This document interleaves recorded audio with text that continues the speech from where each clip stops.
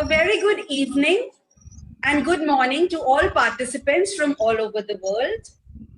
Thank you all for joining us today from across the world. We have participants from the USA, UK, Kenya, Zimbabwe, Malaysia, Bangladesh, Nepal, and India. On behalf of the director, ICMR, Dr. Hemalata, and the head of the academics of the Department of Sports Sciences, Dr. Bharti Kulkarni, it is an honor for me to extend a very warm welcome to all participants who have joined us today for this second webinar of the series of webinars on mind-body integration for wellness. If I get unmuted, please sound me. Anybody who is unable to hear me, kindly tell me if I'm muted. If I get muted, that is. Now, wellness, the I'm sorry. Yeah. Wellness, the 8-dimensional concept, takes the definition of of health by the WHO as health being a state of well-being forward and describes it as a process, a conscious, self-directed and evolving process of achieving full potential. Everything we do, all these 8 dimensions, be it physical, mental, emotional, social, spiritual, financial, intellectual, or occupational, relates to our well-being. On the contrary, our well-being relates to all our actions with respect to these aspects of life. And so, well-being is now being recognized as essential to live a higher quality of life, to subdue stress, to subdue risk of illness, and to ensure positive interactions in all areas. While our first webinar looked at the influence of yoga on this concept of well-being, we have for you today 2 speakers with research insights on reaching the full potential of the mind and on interaction of the mind and body. So let me introduce you to our first speaker. Our first speaker for the day is Dr. Bandi Hari Krishna from India. Dr. Hari Krishna is a physiologist by training who earned his PhD in medical physiology from the Jawaharlal Nehru Institute of Postgraduate Medical Education and Research, Puducherry.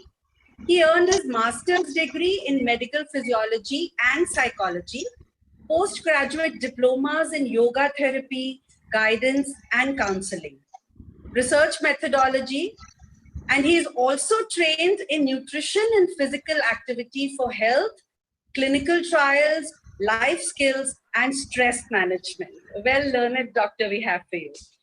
He's a certified yoga teacher, and he's interested in exploring the modus operandi of mind-body practices and spread the knowledge about healthy eating and active living amongst youth. In recognition of his research on yoga therapy for heart failure and telomere biology, he has been awarded with the international travel support to attend and present his research outcomes in the USA by Department of Science and Technology, Government of India.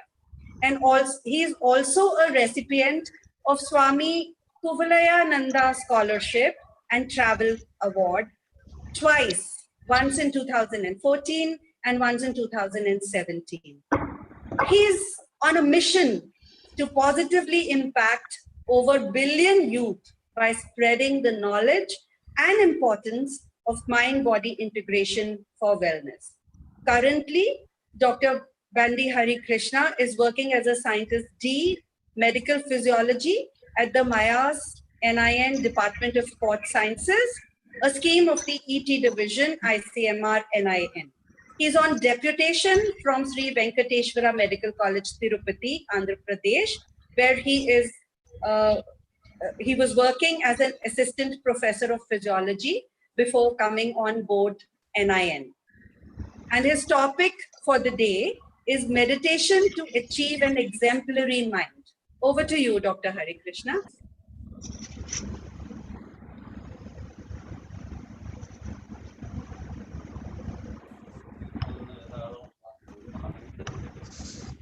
Well, thank you, Dr. Preeti. I appreciate the kind introduction.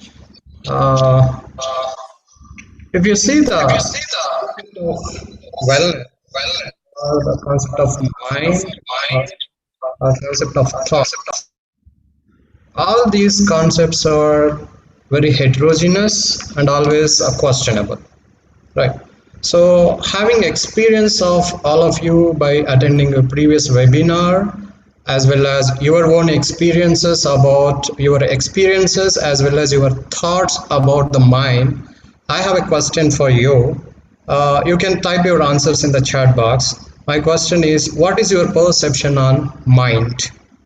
You can type your answers in the chat box, please. What is mind according to your perception? Yes, soul.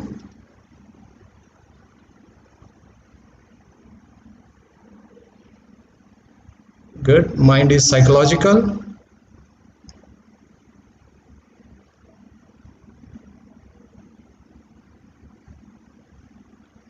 Thinking and intelligent. Mind is mental. Good. Version of knowledge.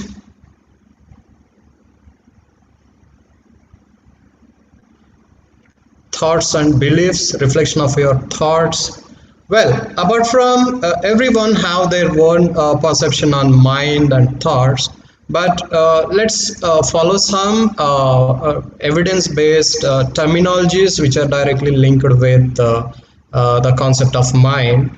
So for our today's talk, let's consider the mind as the complex of faculties which are involved in perceiving, remembering, considering, evaluating, and deciding, right? So it has so many components which are involved in maintenance of this mind.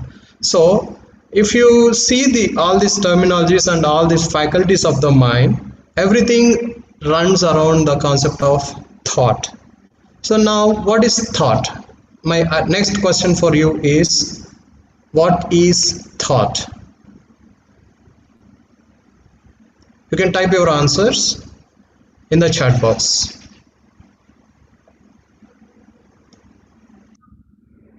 Imagination, dream,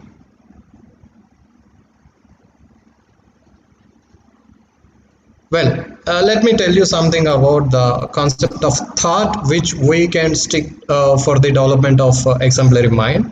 So thought may be simply defined as aim oriented flow of ideas and associations that lead to a reality oriented conclusion, right? So there are several answers which I am getting here. That is a process of brain functioning, belief, manifestation of subconscious mind, dream. So all these answers are, of course, they are directly related with what we are talking, the concept of mind and thoughts. Okay, now we'll see something about how to achieve your exemplary mind, right? Let me share my PPT.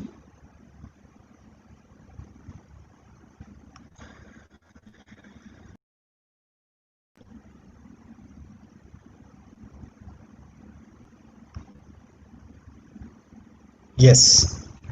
So we are already done with these two questions. That is, what is mind and what is a thought.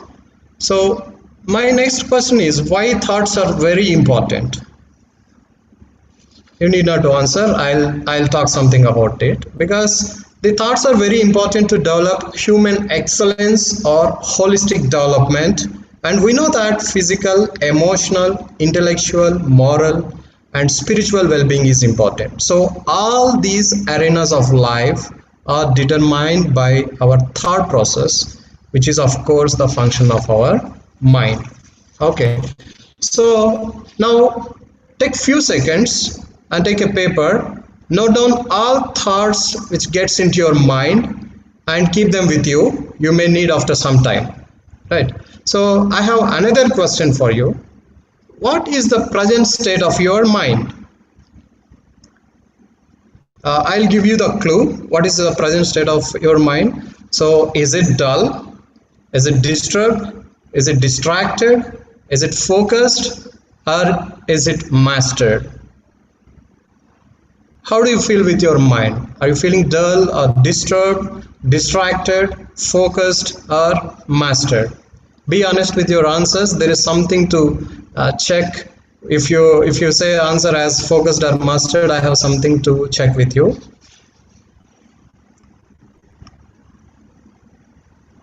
Well, relaxed, focused, dull, distracted, exhausted. Well, this exhausted is one of the component of again distracted or disturbed mind. Well, so okay, let's have a small game to see how many of you are focused or mastered. So I hope all of you have a pen and paper ready with you. So I'm going to give some instructions. So the instructions will not be repeated, and questions or clarifications are not permanent. These are the two rules of this game. If people are ready, you can just type as yes so that I can start giving the instructions.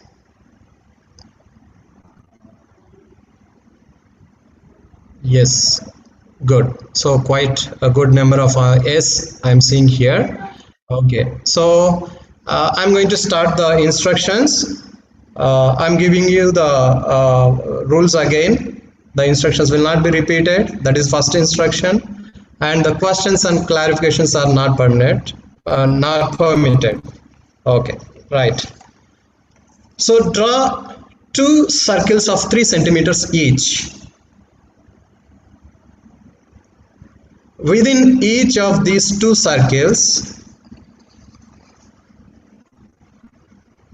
draw two more circles of 1 centimeter each.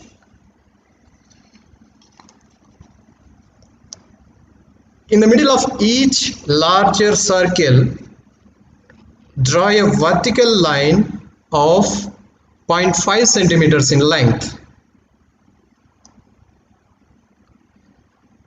Perpendicular to the vertical line, draw a horizontal line touching the vertical line in its lower end.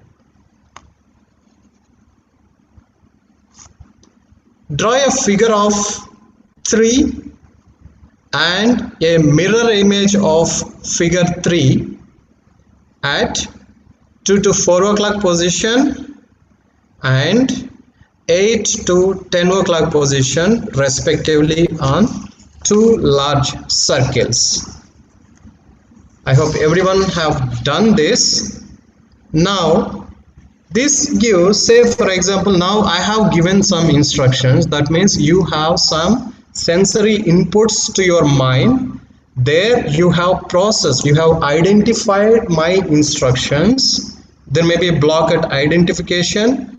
That the reason could be the way of communication or the way you perceived that, or how fast you can process your thoughts in your mind. And these are several physiological factors which are involved in giving instructions, sensing with your, you have visibility of my lip movement, so you have visual inputs as well as auditory inputs. So with this visual and auditory inputs, how best your mind could process the thought and you have interpreted on the paper. So since it is online, we cannot monitor what exactly you have done, but I'll give you the answer so that you can compare your answer with you and be honest. If at least any one or two have got a correct answer, then we can call you as mastered with your mind.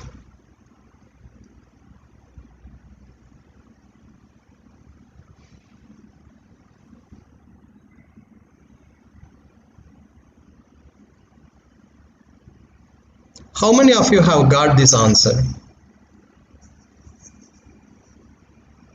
How many of you have got this answer? Be honest.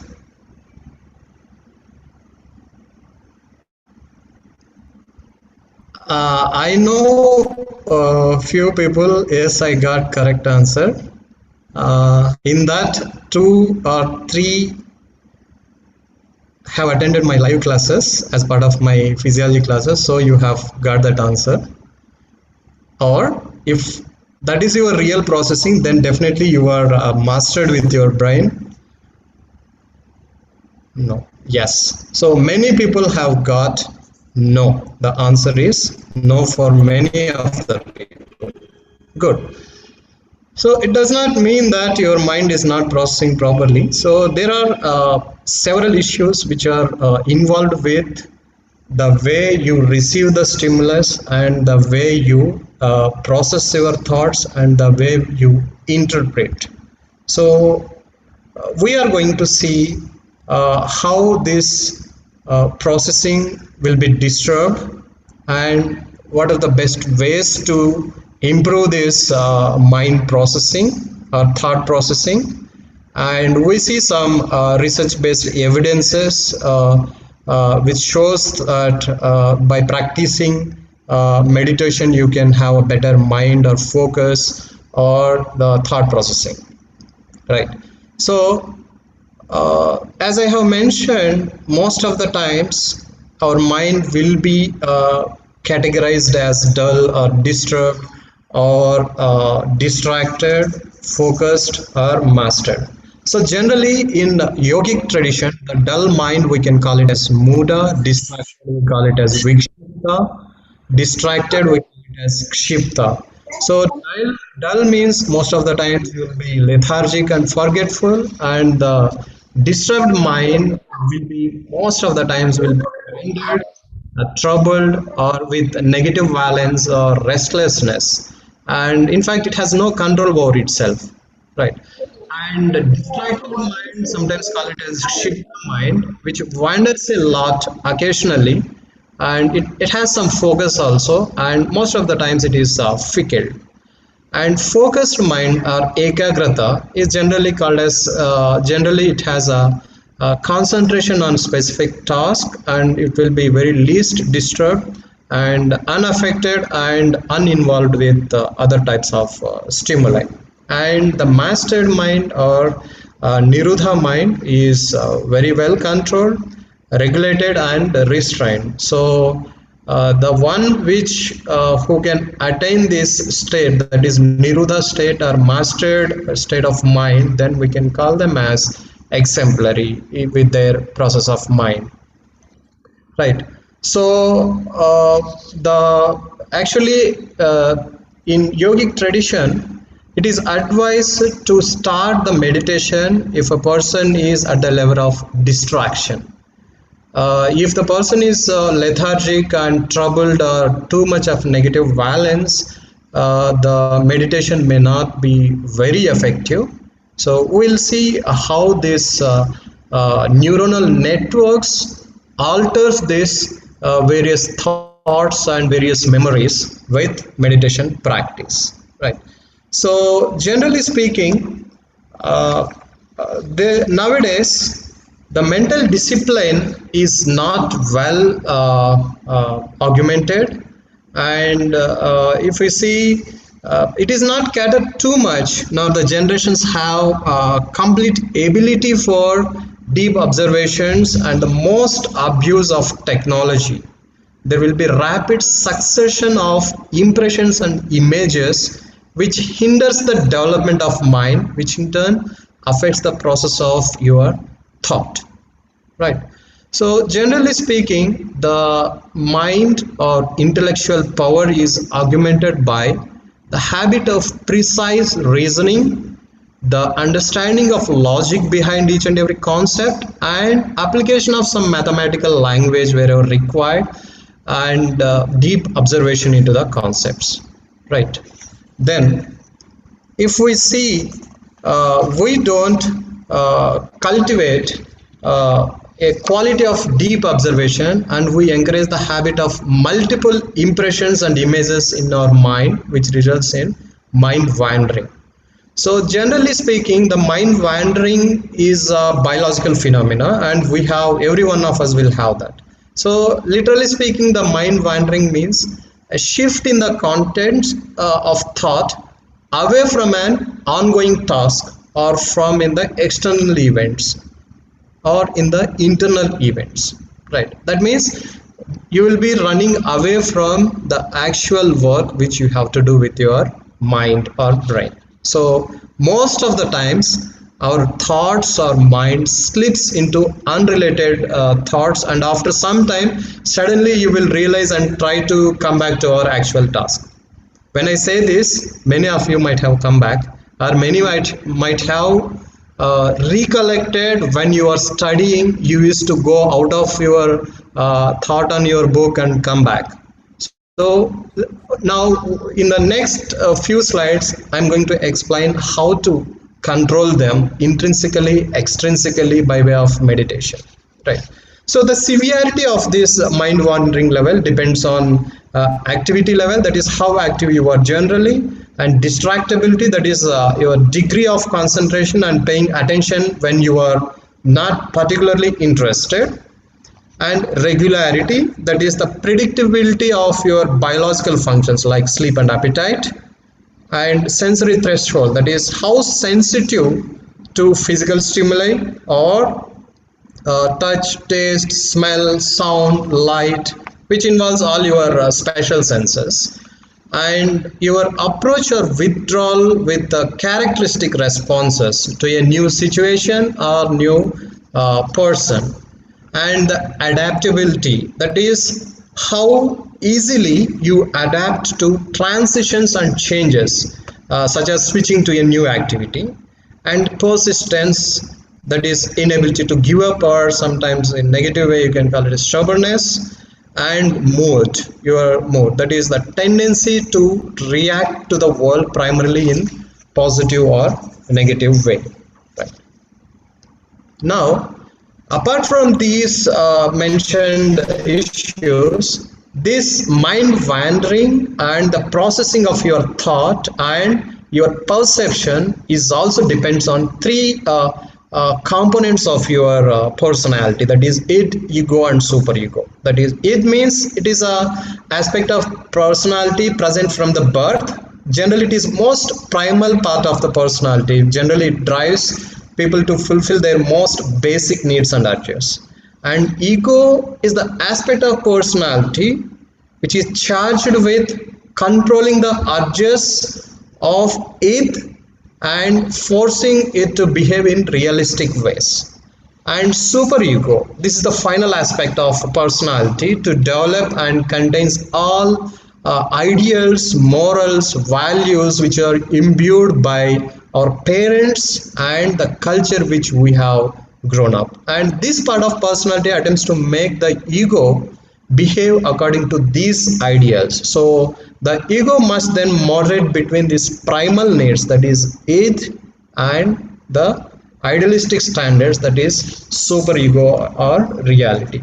And most importantly, there is a concept called as average concept or the principle of average. You might have seen this related to this so many posts in social media or somewhere.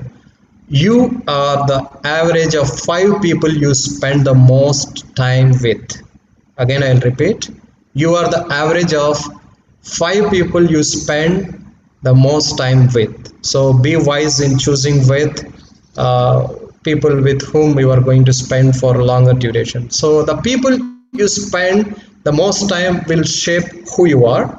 They determine what conversations dominate your attention, and they affect to which attitudes and behaviors you are regularly exposed.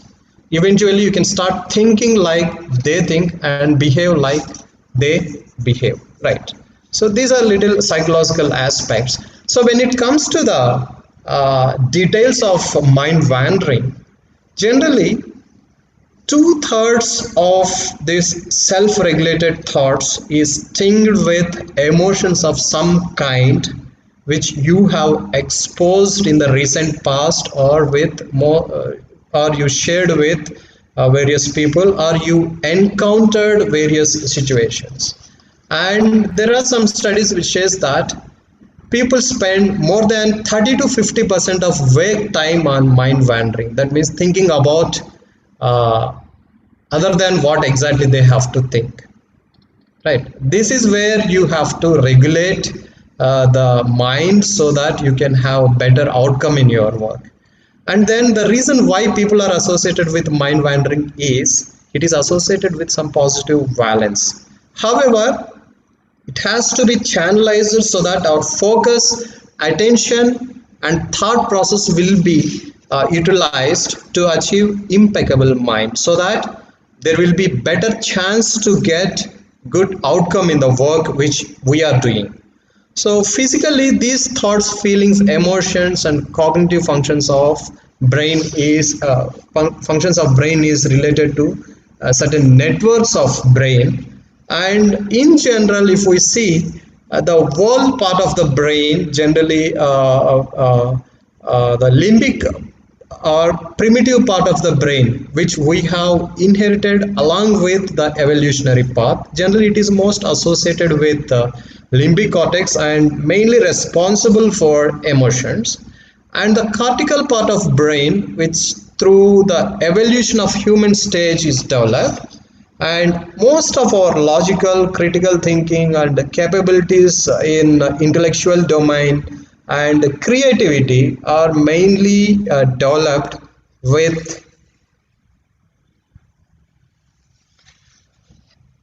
are mainly developed with the cortical aspect of the brain, right? There is some technical glitches. Let's continue, no issues. Where I just want to know if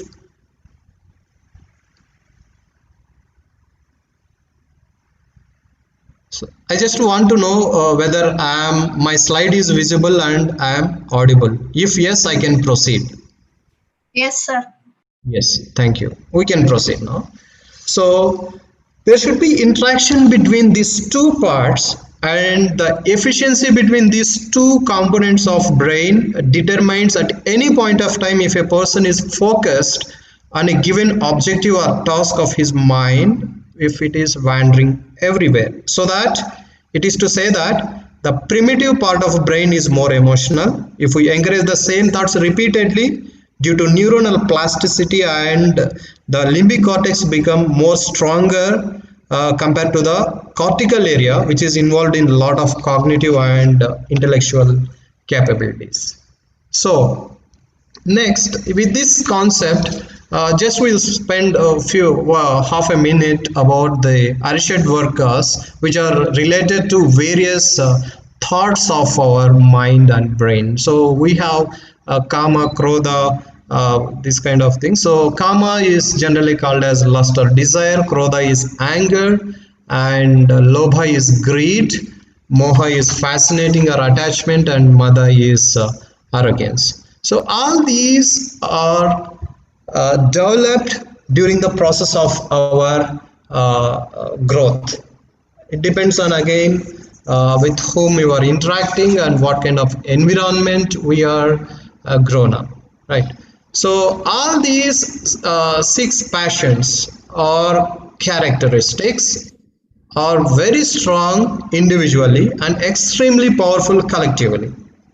So most of the times they are interconnected or interrelated. So one leads to another. They're strong because over a period of time, in everyone's life, they may be deep rooted themselves into your inner being. So in each life, you accumulate more and more, make them even stronger. So it should be regulated by your mind. If it is not regulated, it may lead to several pathological conditions, which in turn develops the psychosomatic disorders because of inability of controlling these Arshad Vargas. Right.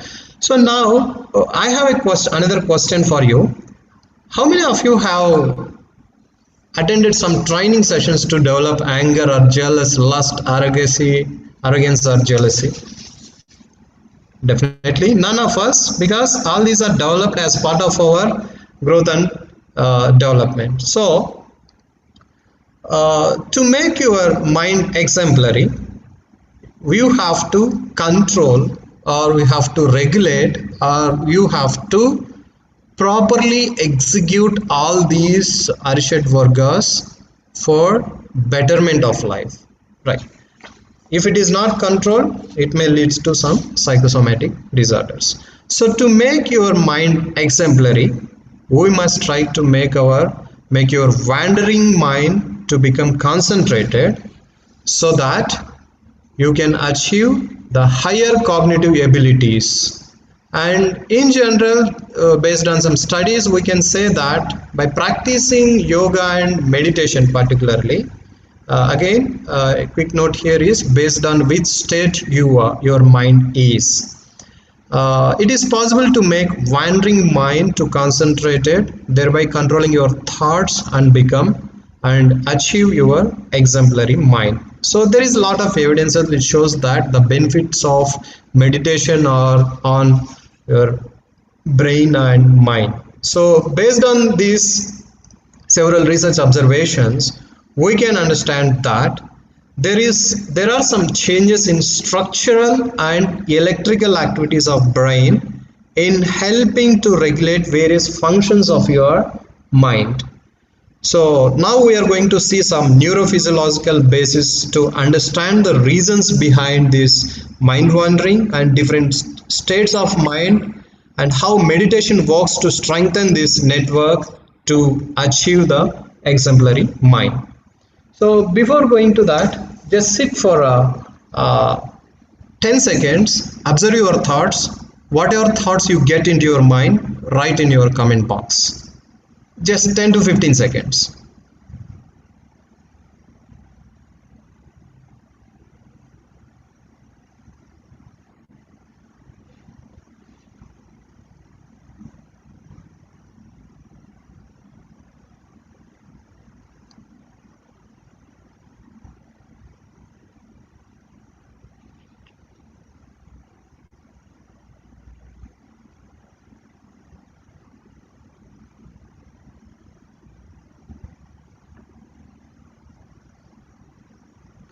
Well, slow down in adaptation.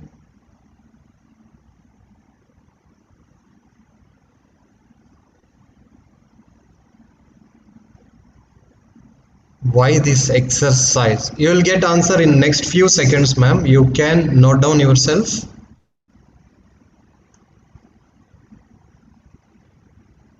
Well, I hope you have noted down, or even if you have not noted down, doesn't matter. Your thoughts are with you.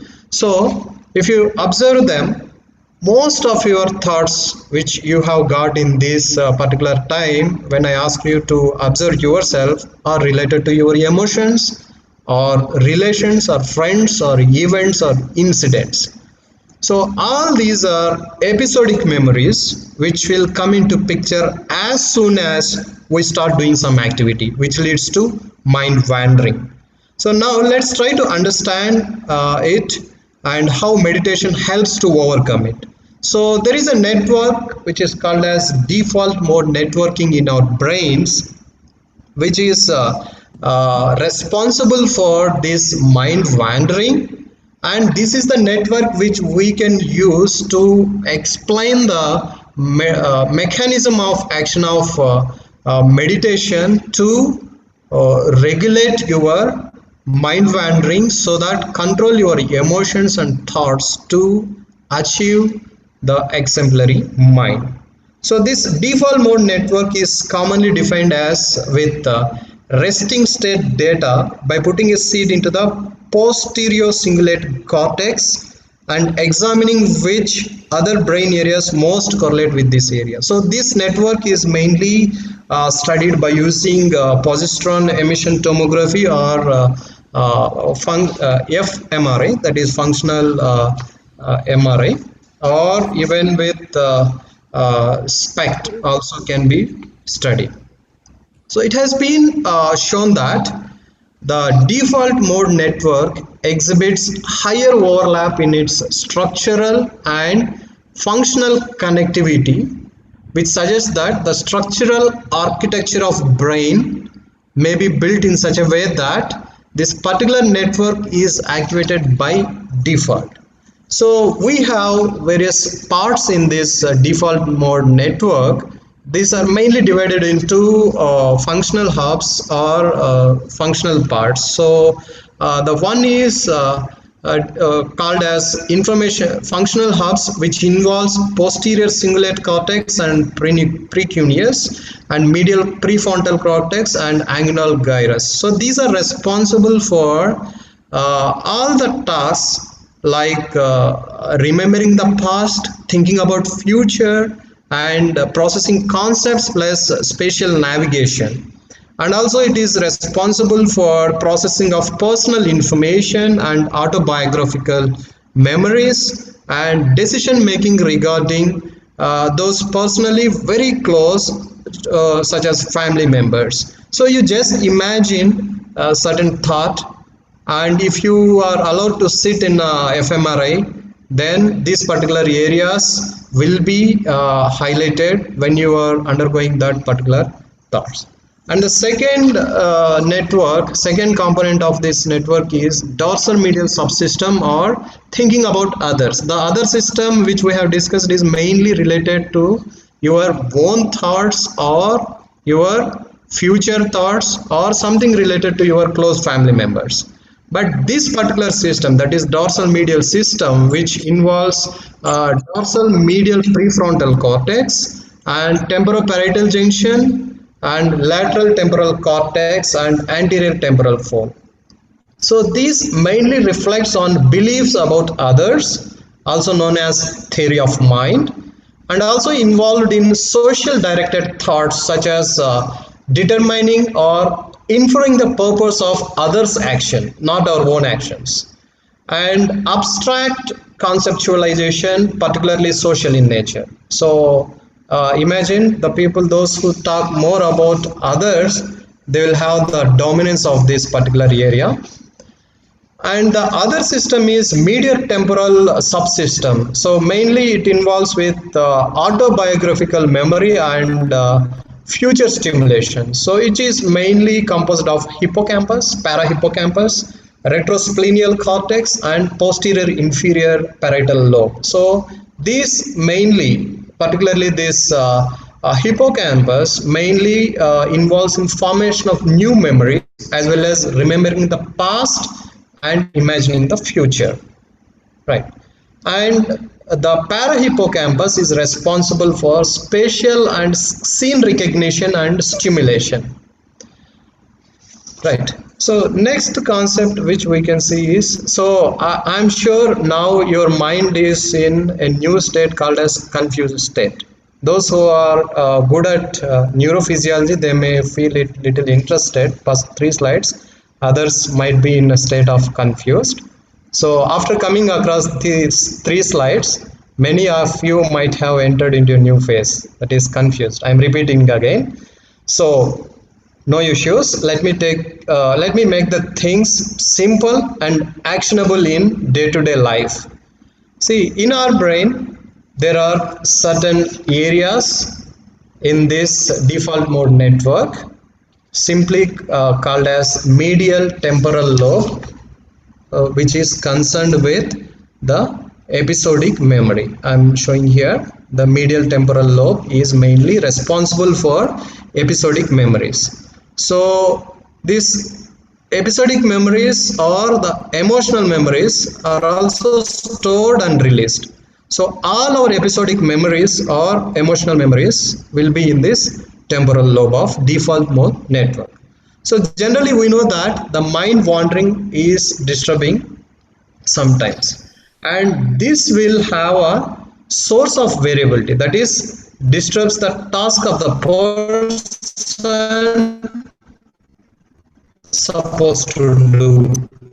So the source of disturbance in mind mainly lies here, that is the medial temporal memories. Now at these default areas of the brain will be active. So there are many components in this network which is responsible for regulation of this default mode network. Otherwise the memories, that is they are the episodic memories. So now we'll see. Now I am going to talk about one part of the brain which is associated with temporal lobe, that is where the emotions are regulated.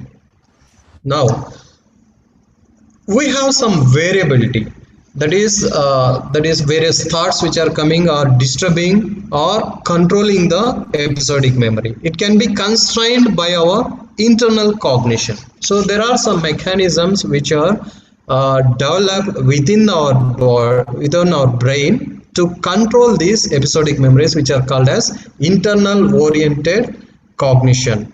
And the another network called as dorsal attention network. Another network which is called as dorsal attention network. Say for example, if you are doing some work concentrating on an object like holy picture or god or idol as part of meditation, which leads to external orientation. So at this point of time we will have some constraints on this. So this center, that is dorsal attention network, is responsible for inhibiting these thoughts. And particularly when we do meditation in a posture, initially we concentrate on posture, right? So in which asana you are seated, or how you are going into meditative state, and not only the external attention but also the sensations arised from the body. So your thought process are slightly deviated to that posture or what is happening within yourself. So you are slightly away from this episodic memories. So now whether it is an internal or external cognition, we have certain other network called as ventral attention network, or we can call it as salience network, which is very sensitive for salience, that is some types of new experiences. That is similar example which I have told, if you are seated in a new posture or different type of breathing or any change in your practice also causes some constraints on this episodic memories, so that you will be deviated from that, so that you can develop, you can have better relaxation in your mind, and you can develop better thought process, which leads to exemplary mind. And generally during meditation we instruct to just observe the sensations but not to control. So with this we are also learning the emotional maturity component. So all these networks, internal orientation, external orientation, or salient network or frontoparietal network, all these leads to deliberate constraints on thought, which is actively plays important role during the meditation process. So when we practice this meditation repeatedly, by the principle of neuronal plasticity, these networks will get very strong and in fact flexible. That is, we can shift from activity of one network to another network based on the requirement, right? So the deliberate constraint on thought by frontoparietal network is the strongest network. This one, the deliberate constraint on thought, which is maintained by the frontoparietal network, is the strongest network which suppresses the episodic memories and develops the one pointedness and the intellectual development. So the internal oriented cognition can be useful to develop emotional flexibility, and appropriate activity of these circuits plays important role in development of creativity. Right. So, say for example, if there is something wrong with this network, say for example depression, the person will have so many negative variances. So the person keeps on ruminating because of one type of negative memory. He really wants to come out of it and to control, but he cannot because the thoughts are ruminating across one or two of the negative experiences or negative episodic memories which he or she had came across. Okay, now we have discussed how this meditation is responsible for this development of better thoughts. Now just see what is meditation, and we will see few research based evidences where there is a better functions of mind or thought process. So meditation need not to be becoming a different person or a new person or even a new better person. It's all about training in awareness and getting a healthy sense of perspective. So you are not trying to turn off your thoughts or feelings. You are trying to learn to observe them without any judgment, and eventually you may start to better understand them as well. So there are different types of meditations based on various teachers. There are many are there, but we are not going into detail of that. So the basic mechanism and the benefits are all more or less same with which has proved with various studies. So there are several studies done by these researchers which have proved that there is a better emotional processing, neuroplasticity, perception and cognition. And there is one study which has showed the in EEG pattern there is more activation of frontal and parietal regions in F3, F4, P3 and P4 than control. That means these regions are mainly executive networks which are responsible for creative cognition, particularly the regions of interest where the specialized knowledge is being stored. And improvement on creativity test performance indicates that this particular type of meditation increases association and strengthens the connectivity between frontal and parietal lobes. So these are the major nodes of default mode network and executive attention network, which enhances the important stages of creativity like preparation, incubation and illumination. The other study which has shown that increase in the energy of PSD, that is power spectral density for brain rhythms in the desired locations as depicted by gamma waves mainly in F8 channel and alpha and theta waves mainly in F7 and FC5 bands in EEG. So these particular areas are responsible to minimize the energy losses while performing the task and to improve the capacity of working memory. And another study by Vaden in 2018 December showed the analysis of fMRI data during the exposure of emotion evoking stimulus, which revealed that the yoga with meditation, asanas with meditation, activated two unique brain areas, namely superior parietal lobule and supramarginal gyrus. So these particular areas have been associated with attentional awareness and reduced egocentric bias, and processes which have been implicated in emotional regulation by others, and also associated with reappraisal during emotional regulation. And the other study by Gote, that is Neha Gote, in 2018, they have showed the increase in the gray matter volume in hippocampus, showing greater volume in experienced yoga practitioners, including the meditation component. So these particular areas are involved in executive function, and especially with working memory. In fact, it is one of the primary role which is played or regulated by the component of mind.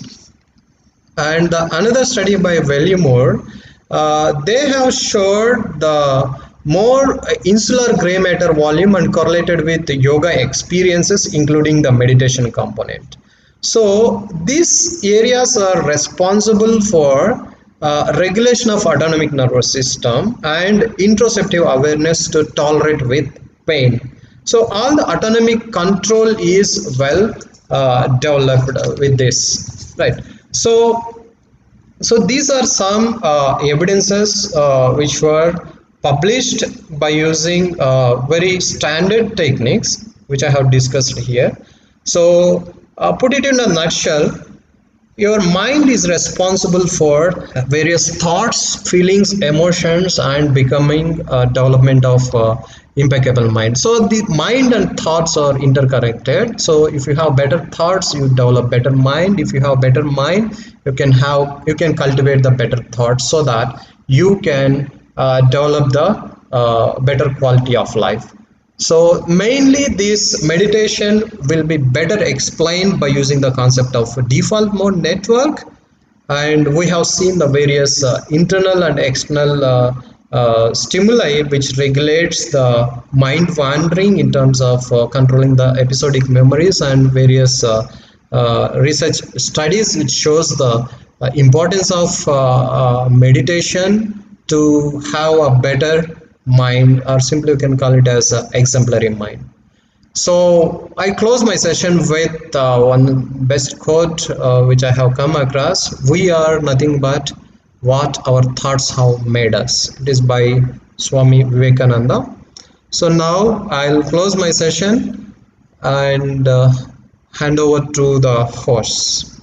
Thank you so much. You can write your questions, and your questions will be answered at the end. Thank you for patient listening. You can take a quick 3 minutes break. The other speaker from USA is ready. He is almost entering into the room. Thank you so much.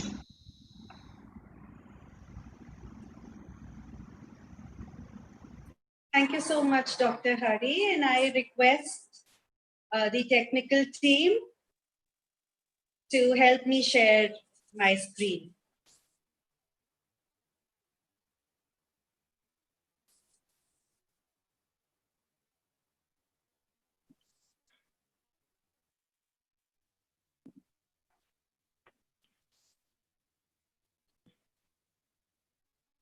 Am I audible? Yes, ma'am. Thank you so much. Thank you.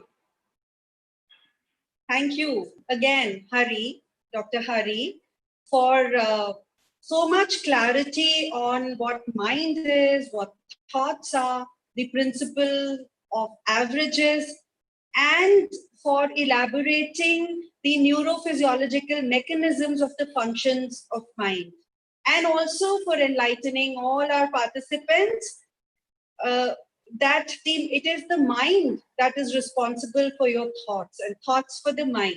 And together, they are responsible for a better quality of life and in achieving an exemplary thought process, or what you called as an exemplary mind. Thank you so much. The questions will be tackled at the end of our sessions. And we move on to our next speaker, as you can see on your screens. Our next speaker is Dr. Dilip Sarkar. Dr. Dilip Sarkar is a medical doctor and a surgeon by initial training. And all his degrees are on display on the screen itself, and there are so many. He's currently the chairman of the Center of Integrated Medicine and Yoga Taksha at Yoga Taksha Institute, Hampton, Virginia. He's a retired vascular surgeon turned yoga acharya, a certified yoga therapist, certified Ayurvedic yoga therapist, and Ayurvedic practitioner. He retired as an associate professor of surgery at the Eastern Virginia Medical School, Norfolk, Virginia, and now he teaches yoga therapy, Ayurvedic philosophy, and the Ayurvedic yoga therapy both nationally and internationally to healthcare providers, with a focus on integrating yogic and Ayurvedic wisdom with the science of Western medicine. Dr. Sarkar started the first category 1 ACCME approved CME, which is the continuing medical education course in the USA for physicians. And it's called Yoga Therapy for Medical Professionals. He started this in the year 2010. He serves on several local and national healthcare boards as past president of the board of directors for the American Heart Association, Virginia. He's the immediate past president of the board of directors, International Association of Yoga Therapists, chairman of the board, Life and Yoga Institute, life member, National Ayurvedic Medical Association. He's a fellow of the American College of Surgeons and fellow American Association of the Integrative Medicine, AAIN. On January 12, 2019, during annual convocation, he was awarded Doctor of Letters degree in yoga by the best yoga university of the world, which is the Swami Vivekananda Yog Anusandhan Samsthana of Bangalore, India.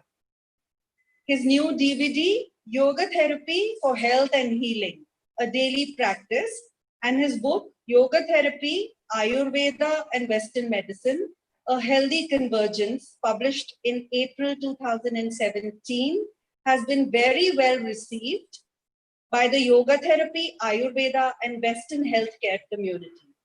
The book is being translated in Bengali and will be published in India by Anand Publisher of Kolkata, India, 2019. It is an honor, Dr. Sarkar, to welcome you on board this webinar. And may I request you to kindly deliver your presentation on mind-body integration and American experience. Over to you, sir.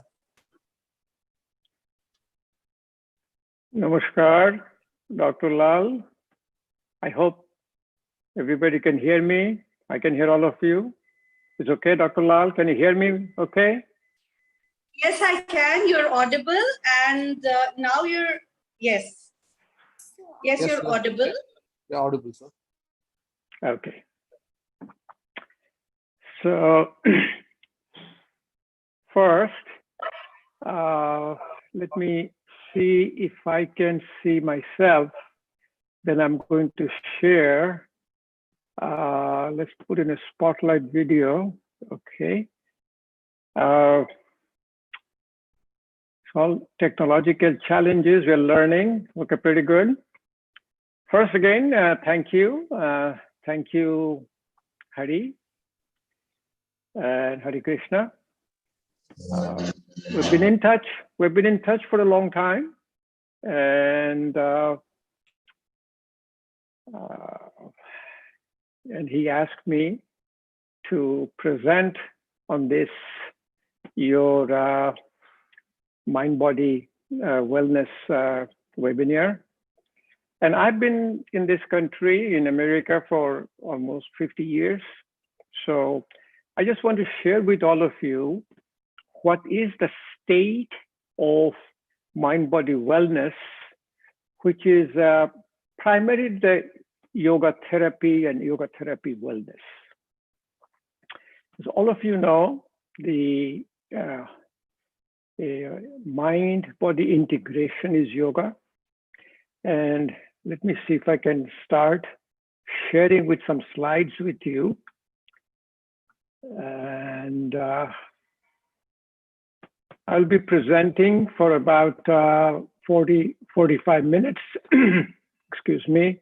And then we'll take a question and answer.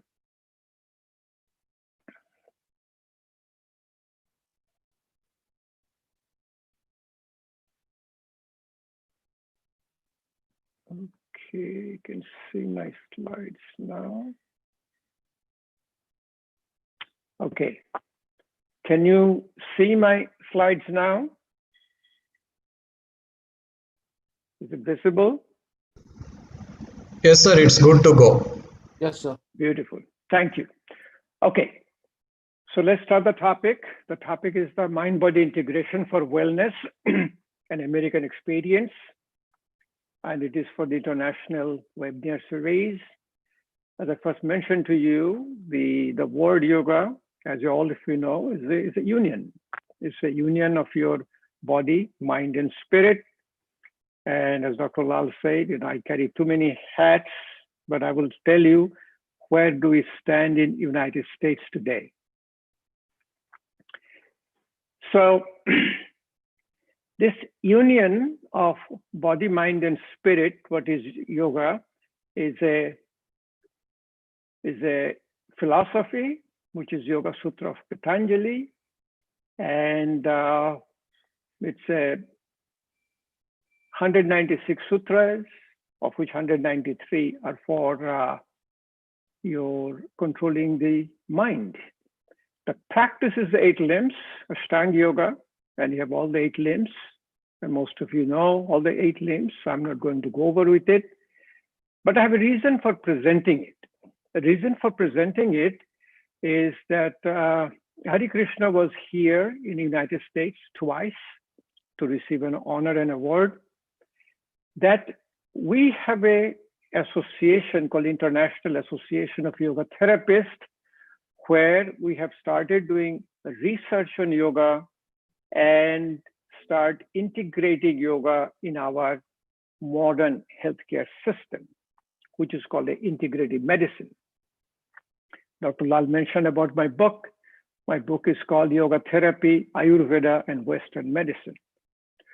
What we started finding it out in United States, that initially the yoga was diluted only in asanas, but eventually when it started entering into the mainstream, and I'll show you how it entered the mainstream medicine, that the biggest talk was the keeping yoga in yoga therapy. That means keeping it is in a original form where it came from the scripture from India. And that's the reason I was telling you that the philosophy is still there, 196 sutras, practice of the 8 limbs is still there. But what you find out that the effect of a daily practice of yoga, which was initially for self-realization. Outcome of yoga was a self-realization, but we developed a lot of health benefits, and which essentially became a wellness. And wellness becomes called an art of self-healing. It became art of self-healing, and the illness which we are treating by our Western medicine integrated with the wellness.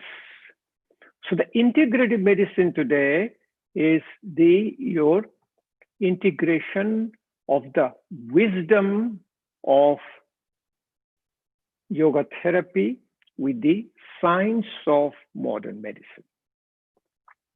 Now, as you can see how this thing is going to work, and this is the conceptually from obviously American standpoint, but it also applicable for India also.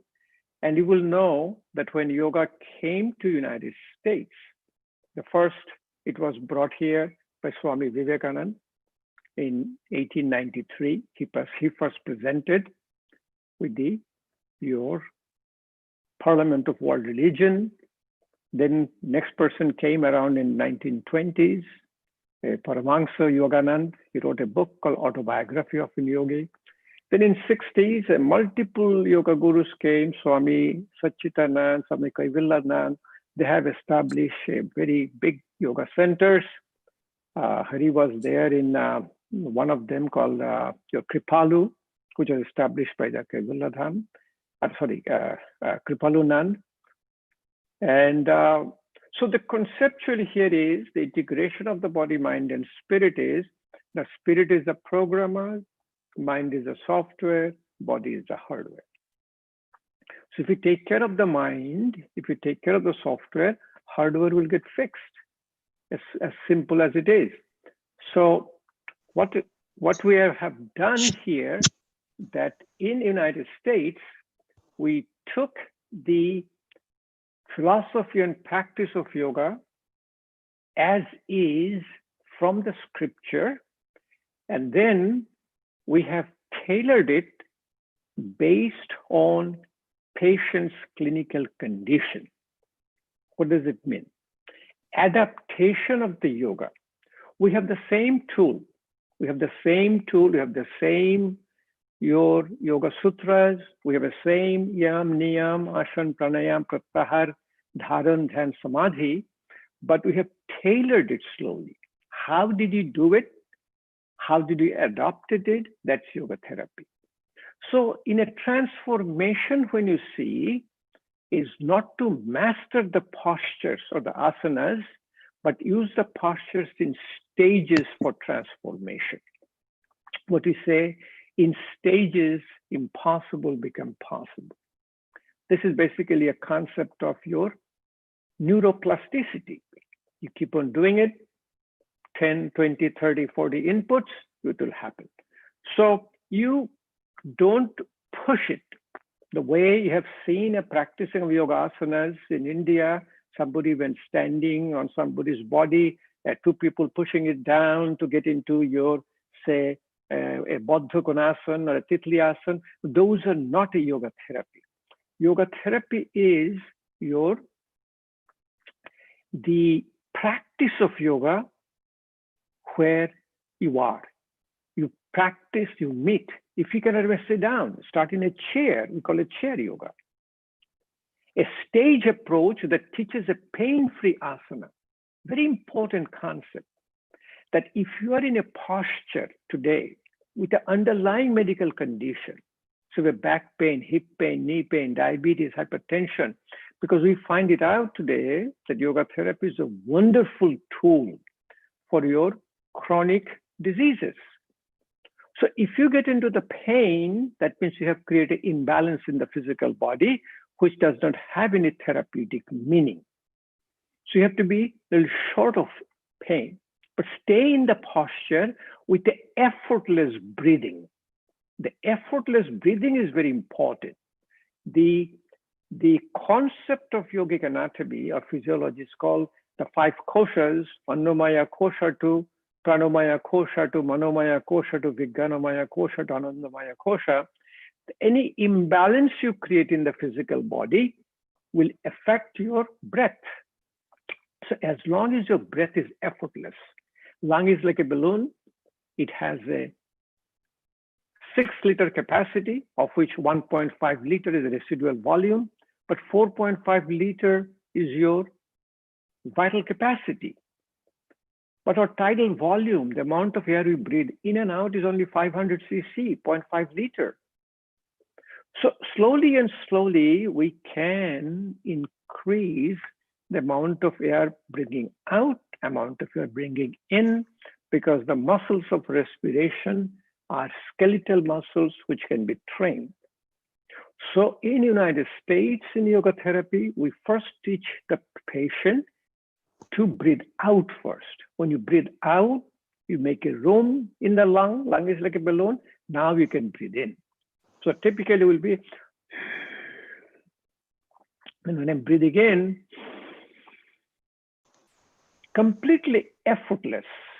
And I'm breathing out also effortless. What is the physiology behind it?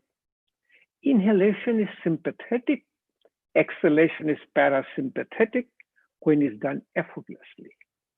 And most of our chronic lifestyle-related disorders, which we call NCDs, non-communicable diseases, are primarily due to stress, activation of your sympathetic overdrive, and we'll show you slowly and slowly how it affects all of us. So the practice of yoga therapy, which is a relaxation response, which is the activation of parasympathetic tone. So slowly and slowly, when you have an effortless breathing, pain-free asana, you slowly enter into a state of meditation. In the state of meditation, it optimizes body's natural healing power. So essentially what happens, yoga therapy is the art of self-healing. That you have an inherent healing power which you activate with the practice of yoga therapy, and it builds the physical and mental resilience. In Western, we all talk about evidence-based medicine. Show me the paper, show me the numbers. I'll show it to you. I'll show it to you how many papers we have in yoga therapy, but primarily it is a practice-based evidence. I teach physicians in a continuing medical education, how to integrate yoga therapy in Western medicine or in modern medicine. And first of all, a physician will come, I want to use it in my practice. The answer is very simple. Go ahead and start practicing. Once you start practicing, and if you feel the physiological effect within you, you will have a transformation. In fact, the transformation will have, which is the introspection, and we'll show it to you a little bit more and more how it does. Once you have that introspection, when you start looking inside, you will be able to use it in your practice. As I said, the yoga therapy, able to hold the asana pose a little longer, asana goes through stages. The first one is called arambho. Arambho is the contraction of the muscles. And if you stay in the pose a little longer with the eyes closed, with effortless breathing, muscle cannot stay contracted for too long. Muscle slowly and slowly is going to relax. When you start relaxing, before it is a fasciculation, it fasciculates. Fasciculation goes down, it's called a sthiti, stability. And then you get a visarjan, called profound relaxation. Completely opposite of exercise. In exercise, muscle contracts. Heart rate goes up, blood pressure goes up, respiratory rate goes up. It's a sympathetic response. And this is a purely a parasympathetic response, activation of parasympathetic tone. So now in the United States, if you look at, this is the study done in 2016, almost 36 million people are practicing yoga, and your almost 80 million people likely to practice, $16 billion industry, and the people believe that it relieves stress, it's good for flexibility, strength, and performance. We are almost to the level now that we are coming to a call it integrative medicine, which was started in a board certification in 2014. So we're almost ready to write a prescription now that yoga therapy for chronic low back pain, metabolic syndrome, cancer, it is not here yet, but it's coming. So as I said, the yoga therapy is introspection. That means you have to awaken the doctor within you. There is no problem in the world which does not have a solution. There is no cure. There is no disease in the world which does not have a cure. Just awaken the doctor within. When the doctor is within, what you see essentially that the self, which is your soul, self is really introspection, looking inside yourself. You find it out that I am the cause and I am the cure for the disease. Why? Primarily, if you look at our Western, the father of modern medicine, the Hippocrates said about 450 years BC, it is more important to know what sort of person has a disease than to know what sort of disease a person has. This is called, in Western concept, is called a holistic. Western medicine is called a reductionist. Reductionist means one-to-one. I have a pneumonia, you have some investigation, you give me antibiotics. But yoga therapy is like a football match. You have 10, 12 players all playing together, and their function is to have a goal to win. So yoga therapy is not interested about the disease a person has, about the person who has the disease. It's a very, very important concept. So the Department of Integrative Medicine, which integrated yoga therapy with the Western medicine, so about 15 years back, maybe about 3 out of 125 medical school has it. Today, actually, this is the old statistics. Today, almost 110 out of 140 medical school has it. 65 has a clerkship, 25 training program, list of fellowship. And in 2014, the American board has established called the American Board of Integrative Medicine. Now you can have a board certification, like in India, if you see like an internal medicine, it's called a MD. When you get a specialized, it's called a DM, DM in cardiology, DM in pulmonary. It's almost like a DM here is integrative medicine. One very important total transformation in the American healthcare system is the authority which is look at the integrative medicine, or Academic Consortium for Integrative Medicine, has mentioned that the definition of integrative medicine, that they give a importance, a relation between practitioner and patient, focuses on the whole person, looking beyond the body in mind to achieve optimal health and healing. This is a 360 degree or maybe 180 degree change from Western medicine I was talking about. They're all talking about body, body, and body. Now they're looking at a mind, they're looking at a integration of the body and mind. And this is the book Dr. Lal and Hari was talking about. It's my book, Yoga Therapy, Ayurveda, and Western Medicine, called Healthy Convergence. But what is more important, and this is published from the United States, that I have a picture of Albert Einstein and a Tagore, Rabindranath Tagore. Albert Einstein is a scientist, Tagore is a philosopher, and he says when a philosophy meets a science, that is your yoga therapy. That is a 21st century medicine today. This book is purely for the healthcare provider and primary physicians. It has everything in a standard Western medical world. It is a reference of 25 standard books. There is no articles or no books which is not being recognized in the healthcare industry. It has 2 DVDs, about established 20 websites, and I have a journal reference of almost 75 articles which were from established medical journals, primarily who are listed in your PubMed. And I will show you all the PubMeds which are coming. This is a book my friend wrote called Yoga as a Medicine, a widely publicized book in West, translated in 11 languages, thousands of copies being sold. Meditation as a Medicine. This is a book called Yoga Therapy and Integrative Medicine. A friend of mine wrote, Dr. Larry Payne, and I did a forwarding of the book. Here is being, and also Dean Ornish.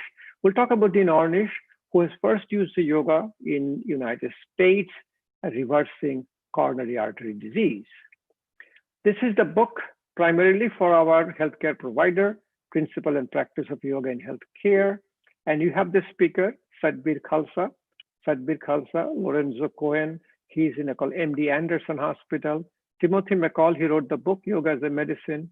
And Charlie Tellis is world-renowned yoga researcher, now with the, used to be SVIASA, I'm in Patanjali Yoga Pit.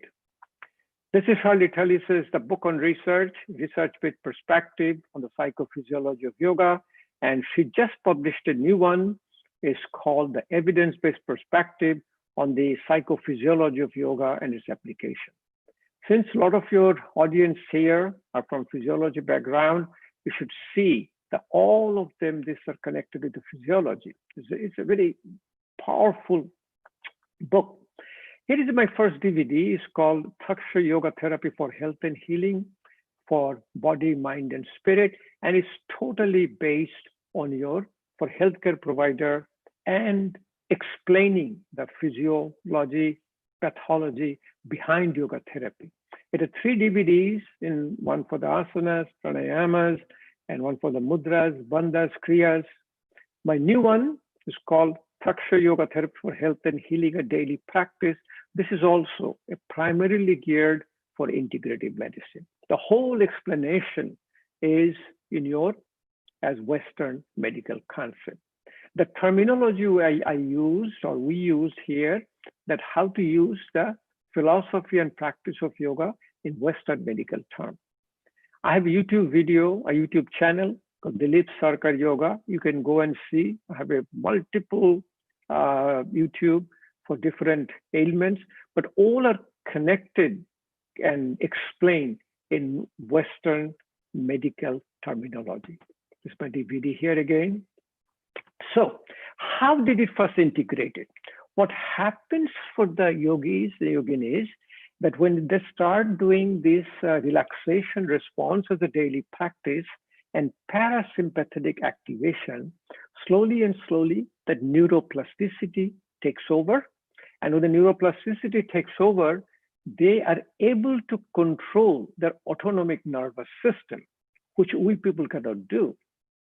Say for our breathing, for our heart rate, when we're sleeping, we're breathing. So that is a function of our brainstem, subconscious.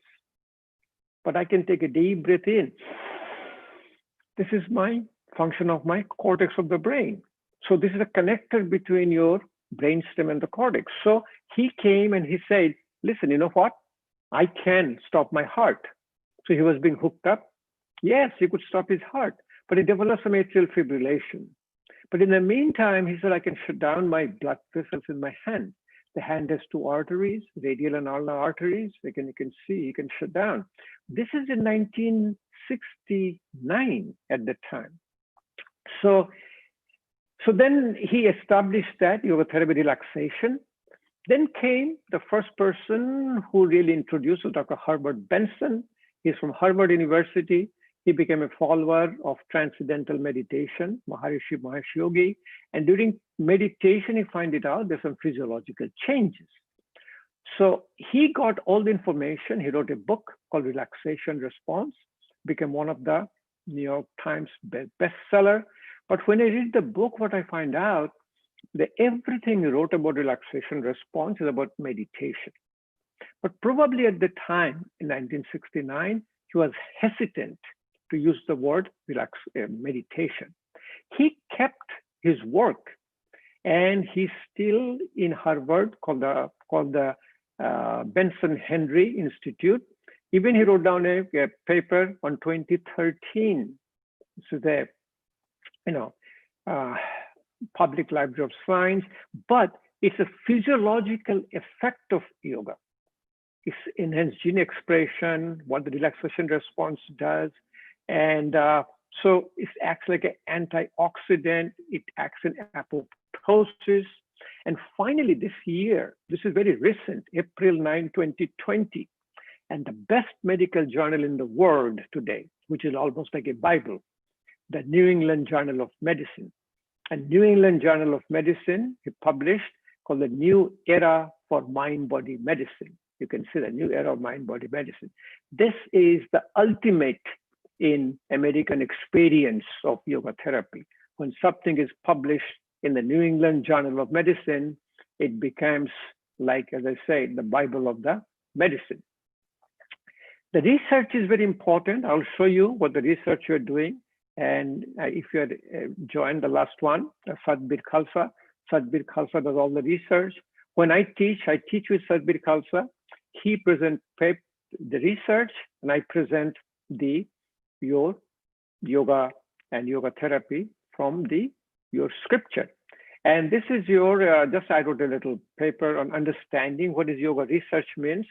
And Hari has submitted, and he was awarded during our yoga symposium on yoga research. So if you look at in United States today, the physicians or the healthcare provider, they look at this called your PubMed, the US National Library. But here, actually yoga therapy and they separated in meditation. But remember, meditation is the seventh limb of yoga. So yoga is meditation. Essentially what happens, slowly and slowly, you enter from asana to the pranayama, to the pratyahara, to the dharana, and to the dhyan. And at the level of the meditation, you develop all the health benefits. So that is called meditation is medication. So if you put yoga therapy, you'll get over 5,000 articles. And these are PubMed approved articles, the journals. These are not really just the throwaway journals or very non-scientific journals, very scientific journals. National Institute of Health, which controls the whole our healthcare system, has funding 379 your research studies. But if you put a meditation separately, you get over 5,000 articles too, and about 355 studies funded by NIH. So when you look at your research paper, this is very important for all of you who are the researcher. We look at the first paper published in a very prestigious journal called Lancet, 1973, yoga and biofeedback management of hypertension. So when I looked at more and more, what I find out, even this is Dr. Patel and wrote in Lancet, in the journal Lancet, that is a randomized controlled trial, which is the gold standard for Western medicine, and he had it in 1975.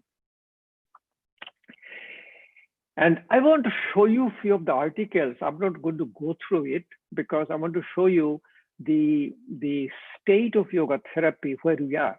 This is a journal called the Journal of American College of Cardiology, very prestigious journal.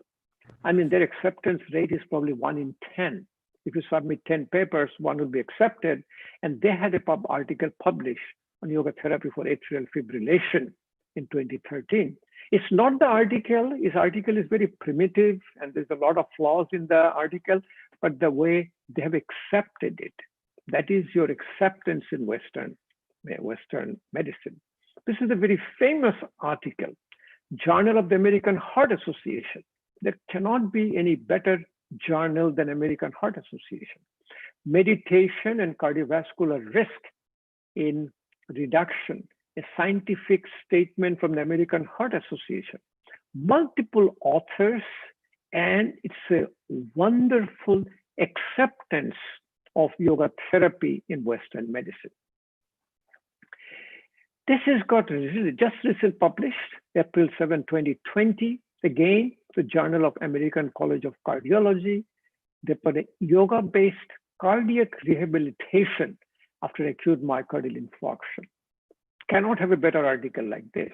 But what's interesting is this paper is published from the research from the Center for Chronic Disease in India, London School of Hygiene in United Kingdom, Emory University in USA, University of Nottingham in UK, All Indian Institute of Medical Science in Delhi, then Institute of Cardiovascular Research, Imperial College of London, University College in London. I mean, Sri Gangaram Hospital cannot have any better institution to present a paper and in a journal called Journal of American College of Cardiology.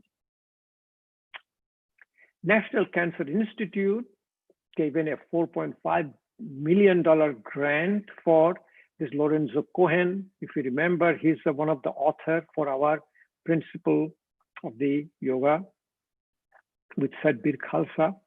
And he did not have a protocol, so he got in touch with the SVSA, Swami Vivekananda Yoga Anushandan Sanstha in Bangalore. And then they have done all the work and they published and they published in another very prestigious medical journal, Journal of Clinical Oncology, 2014, randomized controlled trial, yoga in women with breast cancer undergoing radiotherapy. Because MD Anderson Hospital primarily is called radiation oncology. They have another journal, another article published even just a few months before. And this is very interesting. The same journal, Journal of Clinical Oncology, published an article in January, and then they published one in March, which is almost unheard of, almost unheard of. This is a very interesting article, but it is a very prestigious journal, Archives of Internal Medicine. More doctors are prescribing yoga in the United States. Here is one of the best universities, public university in the United States, called University of Virginia. University of Virginia got a huge funding from one of their alumni, and they started a Center for Contemplative Studies, and they wanted to do some research on yoga therapy. They established a program called Foundation in Medical Yoga for Health Professionals, and I was invited as the advisor for the program, and I have trained all of them who are going to implement the program.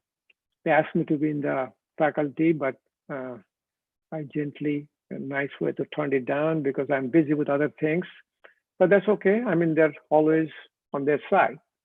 This is the brand new information from the United States, the world's first yoga university outside India, offering Master of Science in Yoga. This is in Los Angeles, and this is being approved by state of California. And this is almost 4 years work of SVIASA. It took 4 years to get the university status in California. And they were starting an on-site Master of Science in Yoga, but because of COVID situation now, they'll be going online. And I will be in the faculty in the university. In a brand new university, a medical university in the United States, it's called Oakland University, Beaumont School of Medicine. They have a separate department, School of Yoga Therapy, with a full-time yoga therapist. So now we can understand how far it has come up in the United States. I could compare with India, but I just want to present to you the American experience. There's a Master of Science in Yoga Therapy. It's called Maryland University of Integrative Health. There is a program, friend of mine, this is Larry Payne. He starts called the Loyola Marymount University. They have a Master's in Yoga Therapy, of which all of the students rotate in a family practice clinic called the Venice Family Practice Clinic. The first evidence base was published by, as I said, your Dean Ornish. Dean Ornish, almost in, say, here, 1995. He showed the reversal of heart disease on yoga-based. He has shown even the narrowing of the coronary arteries in angiogram gets better with a yoga-based program. This is an area called reversible ischemia, which get perfused after the relaxation response. It makes it obvious. You get a relaxation response, coronary arteries opens up, get a better perfusion. His program was called the Spectrum program, and then it is slowly switched back. It's called the Intensive Cardiac Rehabilitation. And it's very interesting. He says, undo it. It's an 18 weeks program. And this has been now actually reimbursed by most of the health insurances in the United States, including Medicare. This is our National Institute of Health, NIH, which is the governing body of controlling health in the United States. That the branch called NCCIH, National Center for Complementary Integrative Health. You can go and look at the website, beautiful website. And this is all the mentions about yoga, how and what is yoga, how does it work, how to fund yoga, whole section. And the director, all the physicians are director all along. The present one is called Helen Langenevin. She's an endocrinologist. She started in 2018. And this division, NCCIH, which used to call NCAM, National Center for Complementary and Alternative Medicine, started in 1998. Today, almost have over $150 million budget to fund for the research. So even if you guys from India wants to get any funding, go ahead and apply. See, this is our association called International Association of Yoga Therapists. This is with the only people who are providing therapy. It has been started in 1989. It's a 31 years old association. We do a yearly conference called Symposium on Yoga Therapy and Research, and another called Symposium on Yoga Research. This is the conference where Hari came, and this is another conference, and we have our journal called International Journal of Yoga Therapy. Our previous speaker, Sadbir Khalsa, he is the editor of it. And we have another one called for a practitioner called Yoga Therapy.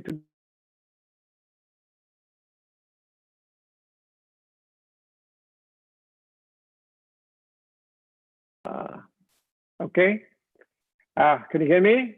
Okay. The United States, the iconic part of the United States is called Smithsonian. Smithsonian in Washington, D.C. If you have in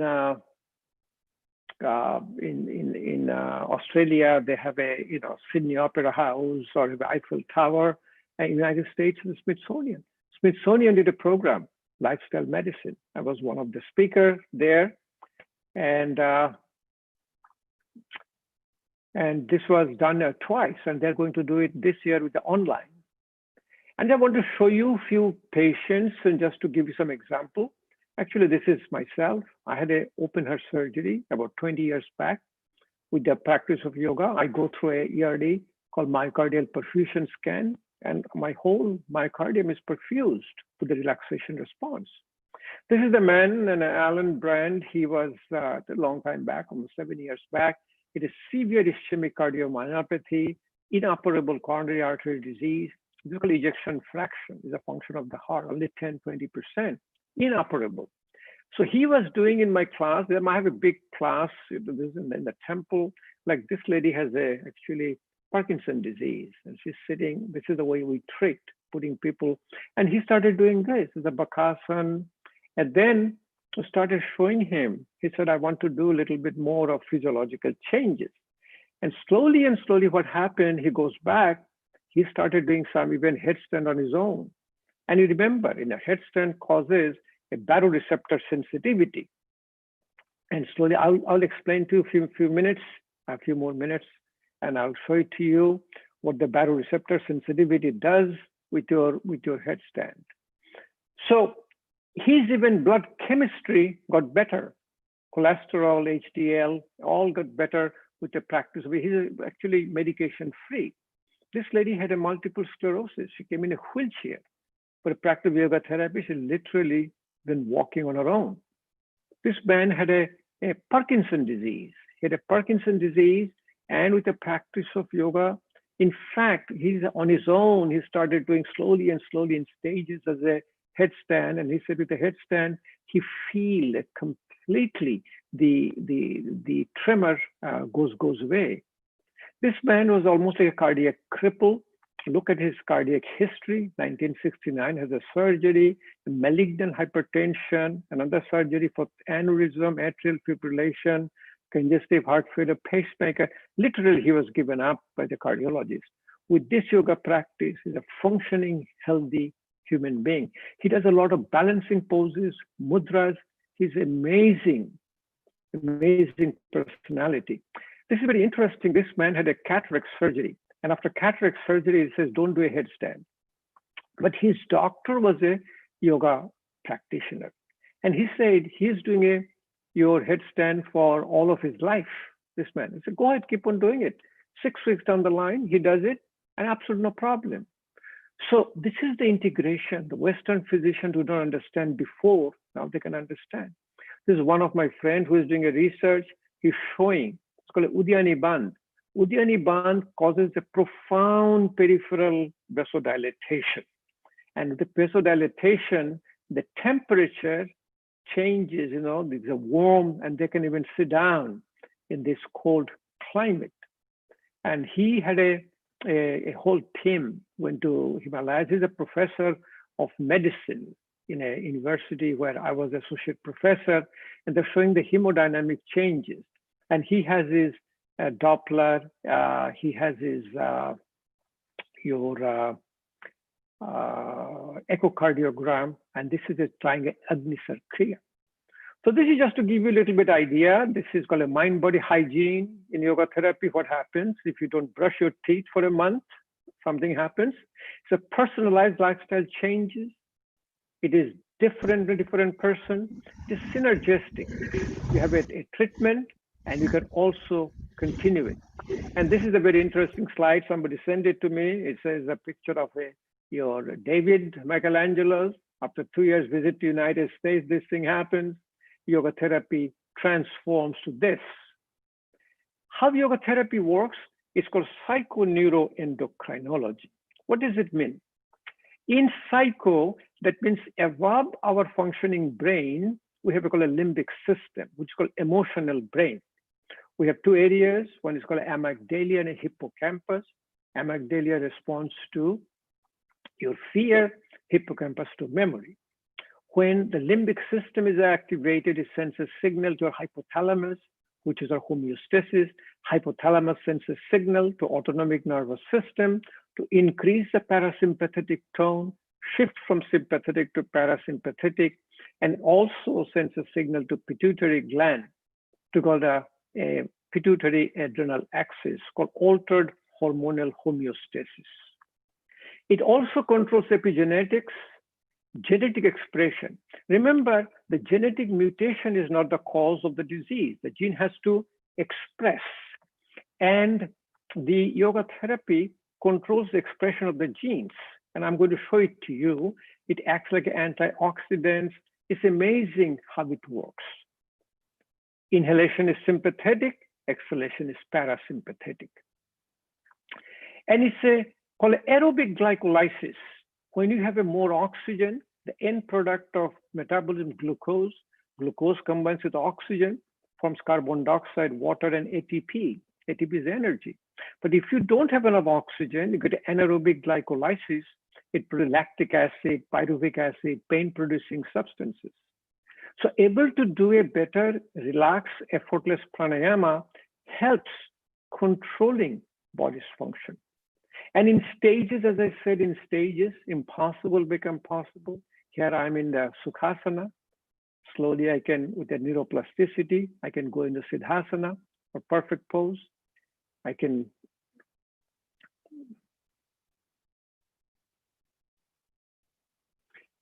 Ardha Padmasana, Padmasana. And you can sit down in a Padmasana, and this relaxation is preventive medicine. Let me go over it a few more minutes to show you how it works before I take all the questions and answers. See, first, yoga therapy acts as a primary prevention. Like I have a genetic predisposition. My father has hypertension. My father has diabetes. But if you do a relaxation response due to genetic suppression, it prevents the onset of genetic diseases. And this is a very famous institute called Cleveland Clinic. They started a program called Lifestyle 180.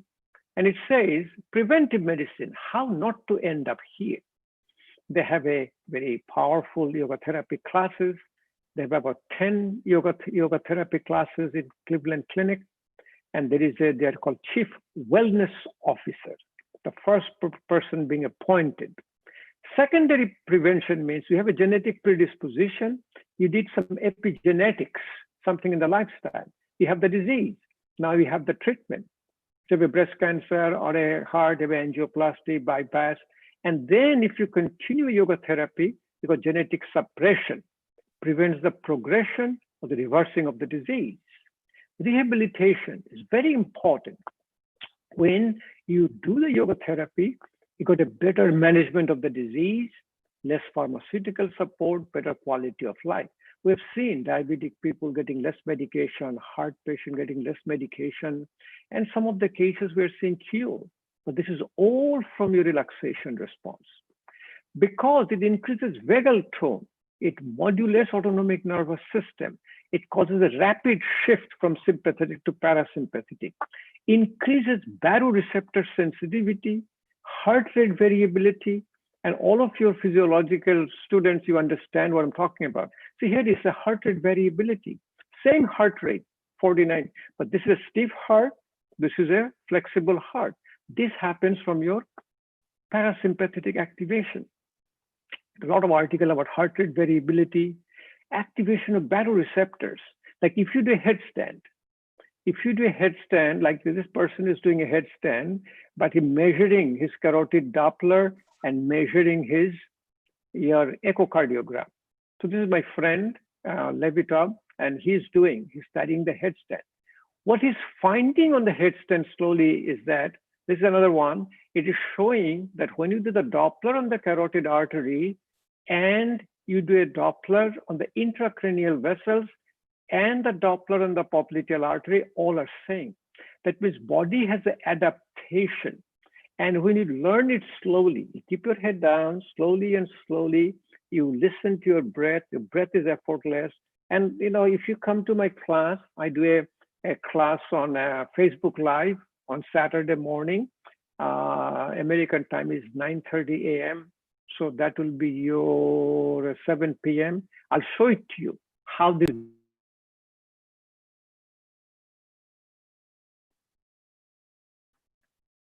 Can you hear me now? Okay. These are some of the other yoga poses and showing the effect and the genetics. It causes, as I said, the genetic expression. There's a very interesting article about called, the regulation of the genes, down regulation and up regulation. Very, very important yogic concept. Here is why DNA is not your destiny. Neuroplasticity is the most important, and also we develop some neurogenesis. And in the United States, let me finish with you just to show you some nice pictures that when you see your yoga in a McDonald's, yoga is here to stay. This is, called the Smithsonian Gallery. They have a yoga, the art of transformation. I was invited guest speaker, my daughter, who is also a yoga teacher. This is one of the best journal, Scientific America, the Science of Meditation. Time magazine, people who lose it, Science of Yoga, how your mind controls your body, Science of Meditation, Science of Happiness. This is your White House. Outside White House, they're doing yoga on your Easter egg hunt. Here it is, yoga pose in front of the White House in the United States. What more you can do? And look at this. This is a laptop, flexible laptop. It's called yoga. This is called marketing. And let me finish just to show it to you that what is the yoga? We learned all from the babies. When you look at the babies, this is a normal. They stand in Tadasana. They sit down, Vajrasana, Sukhasana. And what happens, they feel there is a relaxation response. To get up into Bhujangasana. It's a photographer that took it, candid camera. They're in a Salavasana. The Adhumukha Savasana, downward facing, there's a cat pose. Jathar Parivartanasana, Jathar Parivartan, Upavista Konasana, Paschimuttanasana. And we try doing everything. In anxiety, we do a balasana. Look at how beautifully they're doing balasana. This is the way they sleep, Supta Baddha Konasana. We say, if you have insomnia, sleep like this. The boat pose, Nokasana. Let me finish here. This is a good presentation. We have about 12 minutes, 13 minutes. I will be able to answer some questions for you. And let me go back, stop sharing now, so we can all talk. Stop sharing. I am on a.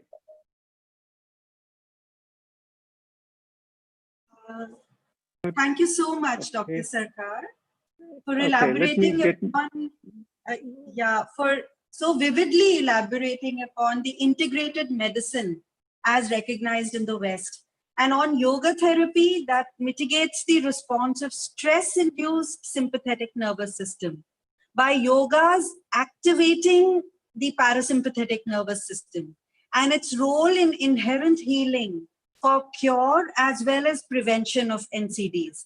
And it was a pleasure to learn about the shift towards unconventional therapies by conventional doctors of medicine in the West. And I'm sure our participants have many questions to ask you. So it's over to Dr. Sainath and Dr. Jagadish for the question answer session.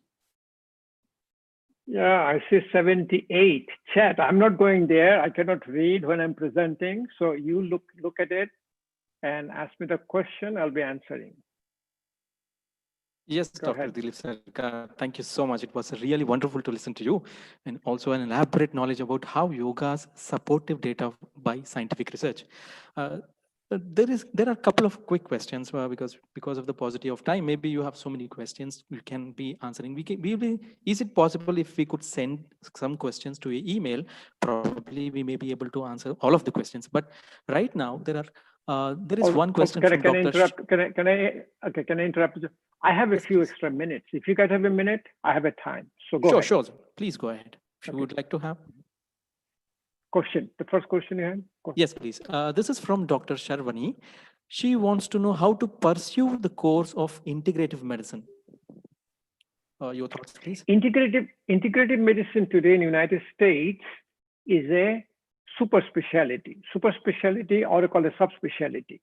If you're in India, you can consider it as like a DM.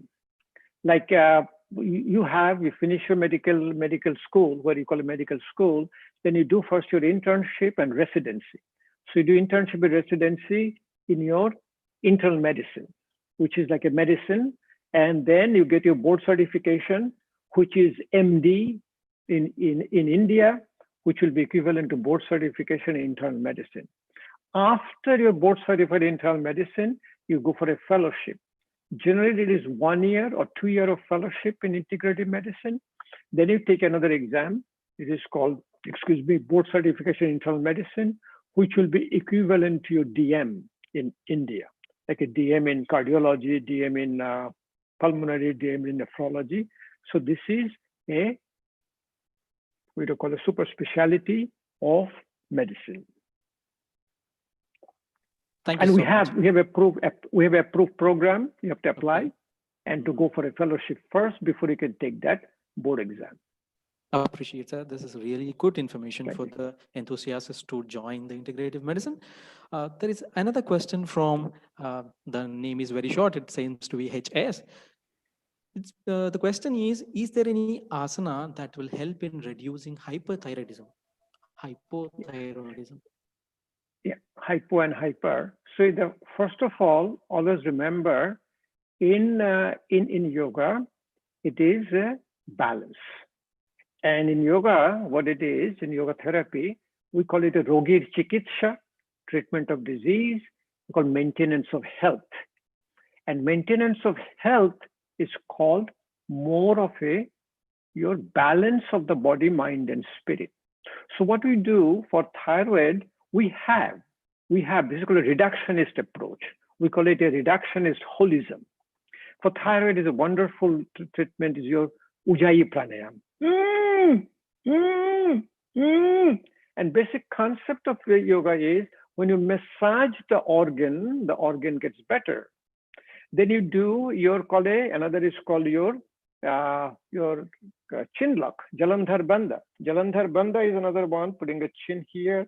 Then you do call a Brahma Mudra, with your breathing. Breathe out, there are 4 postures, like breathe in and breathe out slowly, putting down, turn your neck, one on the side, one in the back. If you come to my class, come to join me on the Facebook Live. I do it every single day, these practices. And the reason I do the practices is that then you can do other asanas like the Matsasana, fish pose. Then you have your Sarvangasana, Halasana. But what we ask you to do it at the end if you have an underlying condition. You need to prepare your body and mind first. you have to do some called a relaxation asana, relaxation of your hands, relaxation of your shoulder, relaxation of your neck, before you get into the reductionist approach. If you keep on doing the reductionist approach, yoga is not going to help you. Because the first slide I showed it to you. I'm not interested about the disease you have. I'm interested about the whole person.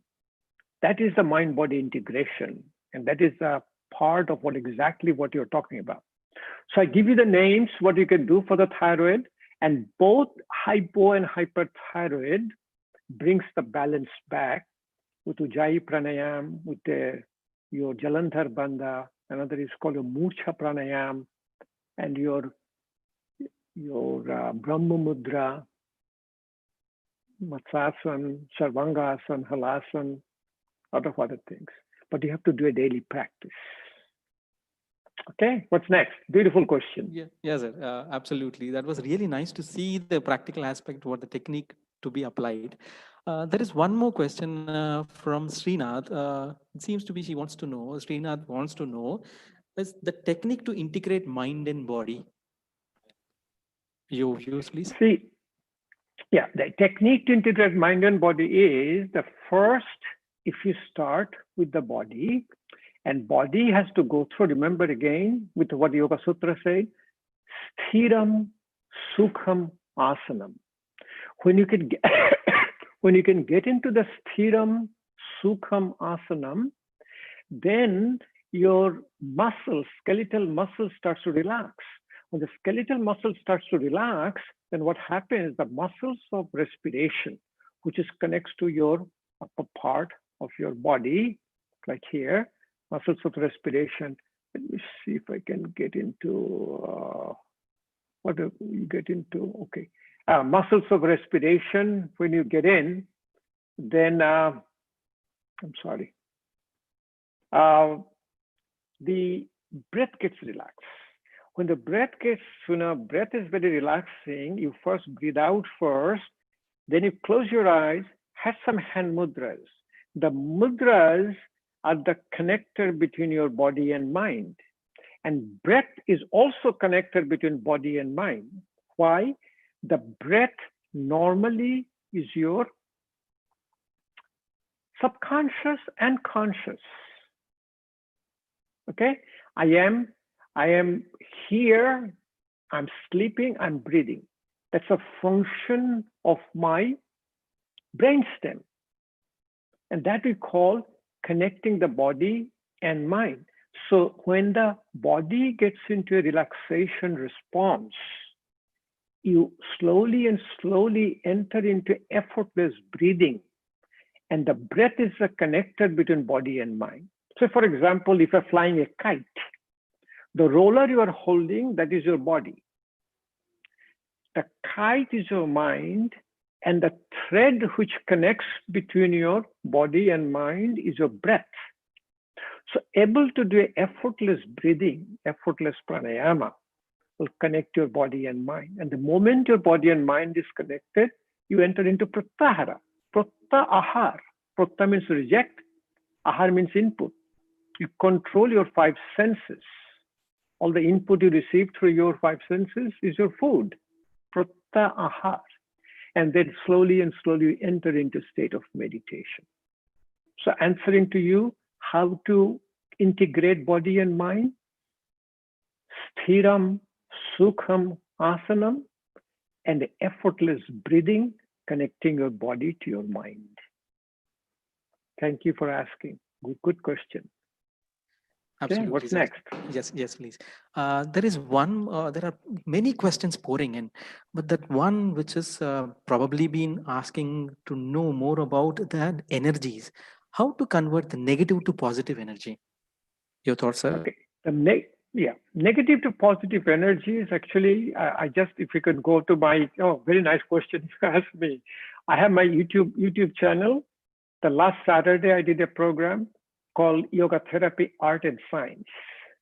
And one of the whole section was how to convert into negative to positive energy. First of all, it is your breath. So when you in a state of calm and quiet breathing, your eyes are closed, Your hands are in the Dhanu Mudra. You are breathing out longer than breathing in, like you're breathing out first. So you're slowly and slowly, what you can do, you can breathe in, count of 2 in, count of 4 out, count of 4 in, count of 8 out. Practicing for so long, we easily do count of 10 in, count of 20 out. Then slowly and slowly we said, we are breathing out our negative emotions and breathing in positive emotions.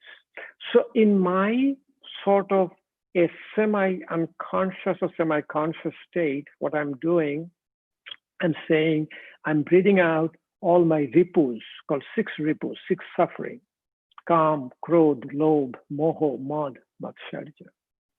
I'm breathing out all my 5 kleshas: Avidya, Ashmita, Rag, Viddesh, Abhinivesh. I'm inhaling all the positive emotions. I'm inhaling love. I'm inhaling pride. I'm inhaling gratitude. I'm inhaling forgiveness. All the positive I'm inhaling, I'm exhaling out all the negative emotions. Then slowly and slowly what happens, you enter into a state is called a oneness. In a oneness, in a daily practice of yoga, you are in a called non-dualistic mind. Non-dualistic mind is there is no black and white, there is no good or bad. You live in present. The moment you live in present, you totally convert negative energy into positive energy. Example given. So I'm doing I was in charge of all the conferences. I do a conference. I did a conference, and somebody came and said, "Oh, did you see what the person did? And you did this thing." So I'm calm. I said, "Beautiful. You know, you don't talk to me. Whatever happened, you came and talked to me, and I loved it that you are talking to me." Literally, the person turned around and left. Didn't continue conversation anymore. So this thing is going to happen. So answering your question, how to convert into a negative to positive energy is doing the practice of breathing, that breathe in positive emotion, breathe out negative emotion. And slowly your neuroplasticity sets in. It will be, you don't have to practice. It will be spontaneous in your day-to-day activity. Okay, thank you. Anything more? Appreciate it. Would you mind if we could send the questions to your email? Because Sure. there are many questions which are pouring in, and probably they all look for some solutions from experienced and very well knowledgeable scientists like you. Appreciate I can come back. I can come back again. Just Probably, I'm home, and this is my community service. I love to teach primarily the healthcare providers, which I do. Okay. And you can always come and join me on Saturday morning, Facebook Live. Now I'm doing all in Facebook Live, and I have so many Zoom meetings, but those are all restricted. So I'll be glad to answer through all the email. Hari Krishna has all my email address, and he can share with you. Sure. Thank you so much, Dr. Dilip Sarkar. Now, pleasure to be listening to you. Thank you so much. This would be the time for ending the program, and hand it over to Dr. One more thing. Can I finish my last statement?